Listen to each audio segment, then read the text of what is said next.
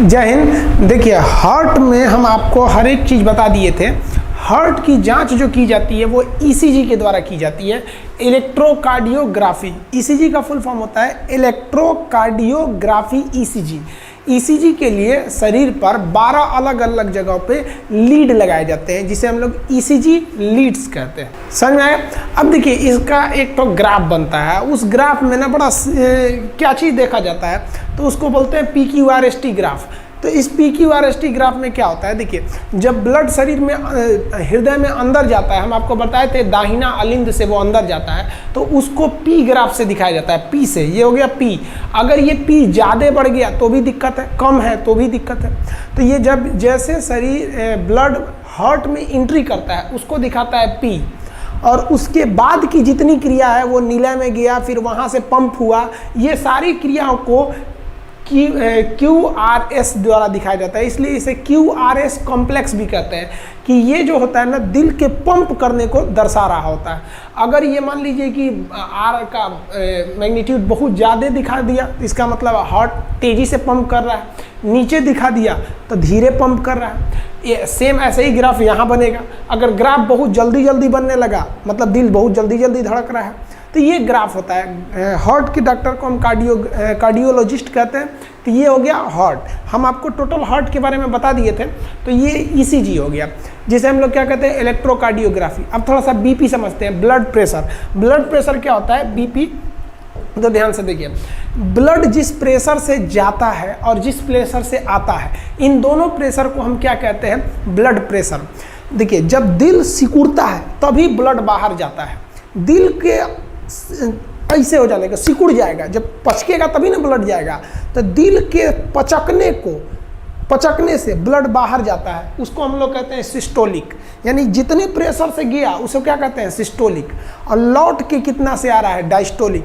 यानी कितना हुमच के ढकेला है दिल, वो क्या हो गया, सिस्टोलिक। और कितना लड़ कर वापस कितने स्पीड में कितने प्रेशर से आ रहा है, उसे हम क्या कहते हैं, डायस्टोलिक। इसी सिस्टोलिक और डायस्टोलिक प्रेशर के अनुपात को हम कहते हैं ब्लड प्रेशर। नॉर्मली ये होता है 120/80। यानी 120/80 अगर आपका बीपी है तो वो नॉर्मल है। ये आप देखे होंगे बीपी कैसे नापता है। वो यहाँ पर आपको एक लॉब लगा देगा और वहाँ पे आपको पारल का मशीन लगा देगा, और यहाँ पे देखिएगा ना, एक पंप से प्रेशर भरने लगता है। उसको प्रेशर भरेगा और उसको प्रेशर को भर देगा 200 तक, और उसके बाद से यहाँ एक आला लगा देगा और प्रेशर को खोलेगा। प्रेशर जब खोलेगा ना, तो आप देखिएगा उसमें आवाज़ आएगा, इस तरह से प्रेशर खोलता है। और प्रेशर खोलते के बाद ध्यान से देखिए, वो कुछ सुनता है, उसको एक डब से आवाज़ सुनाई देगी, टिक से आवाज़ सुनाई देगी, तो समझ जाएगा कि ये सिस्टोलिक का प्रेशर है। और वो आवाज़ चलते रहेगा, टक टक टक टक टक टक टक टक टक, और जहाँ वो आवाज़ बंद हो गया वो समझ जाएगा कि ये डायस्टोलिक है। तो मान लीजिए अगर मेरा ब्लड प्रेशर नापा गया और 200 तक वो पहले प्रेशर दिया हुआ है, उसके बाद से प्रेशर खोल रहा है, आला लगा के सुन रहा है। अगर उसको आवाज़, पहली आवाज़ सुनाई दी 130 पे, तो ध्यान देगा कि सिस्टोलिक कितना था, 130।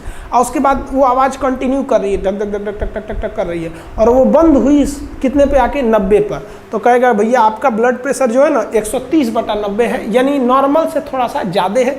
ये उतना खतरनाक नहीं माना जाता है। हालांकि आप यंग लड़के हैं, स्टूडेंट, सबका ब्लड प्रेशर ज़्यादा ही रहना चाहिए। बीपी ज़्यादा रहेगा ना तो आपको काम करने में मन लगा रहेगा, और कम रहेगा ना तो देहात में बोलते हैं ना, दहिया भरियाया लग रहा है। भरियाया नहीं है भाई, बीपी लो है। तो ये है आपका नॉर्मल बीपी। तो ये आप नॉर्मल बीपी समझ गए। अब हम लोग समझते हैं कि बीपी हाई किसे कहते हैं। हाई बीपी में क्या होता है, दोनों हाई हो जाता है, यानी सिस्टोलिक और डायस्टोलिक दोनों। ये 150/90 हो जाता है या 150/100 हो जाता है, तो वो क्या हो जाता है, हाई बीपी में चले आते हैं लोग।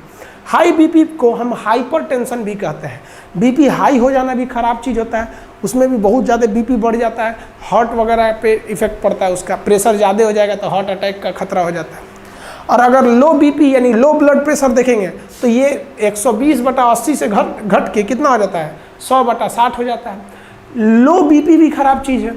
बीपी अगर लो हो जाएगा तो भी दिक्कत है, आप भद गिरिएगा, कहीं खड़ा रहेंगे ऐसे गिर जाएंगे जहाँ तहाँ। तो ये बीपी को ना बढ़ना सही है ना घटना सही है, बीपी को नॉर्मल रहना चाहिए। इसके लिए दवाइयाँ आती हैं सब। अगर बीपी लो हो जाए तो बढ़ाने के लिए फल फूल नमक वगैरह खाइए, ज़्यादा बढ़ जाएगा। हाई हो गया है तो नमक तेल मसाला गर्म चीज़ कम कर दीजिए, लो हो जाएगा। तो तो ये दवा और मेडिकल पे दवाइयाँ भी अवेलेबल रहती हैं बीपी को कंट्रोल करने के लिए। हाँ, बीपी को कंट्रोल करने का घरेलू उपाय भी क्या है? घरेलू उपाय समझिए। मान लीजिए कि अगर आपका बीपी बहुत बढ़ गया है और आप चाहते हैं बीपी को घटाएं, तो आप अपनी साली से बात कीजिए। साली से बात करेंगे ना तो बढ़ा हुआ बीपी ऑटोमेटिक लो हो जाएगा। और अगर आपका बीपी बहुत लो हो गया है और आप चाहते हैं इस बीपी को बढ़ाएं, तब आप अपनी घर वाली से बात कीजिए। 10 मिनट बात करेंगे ना, आपका लो बीपी को हाई कर देंगे। समझा गया? तो ये घरेलू उपाय भी है, आप इसको भी आजमा सकते हैं। नहीं तो आप दवा खाएंगे। तो ये आप बीपी और ईसीजी समझ में आ गया आप लोग को। उम्मीद करते हैं ये समझ में आ गया होगा। नेक्स्ट हम आपको बॉटनी में भी कुछ चैप्टर को क्लियर कर देंगे। तब तक आप इसका स्क्रीनशॉट लेना चाहें तो ले सकते हैं।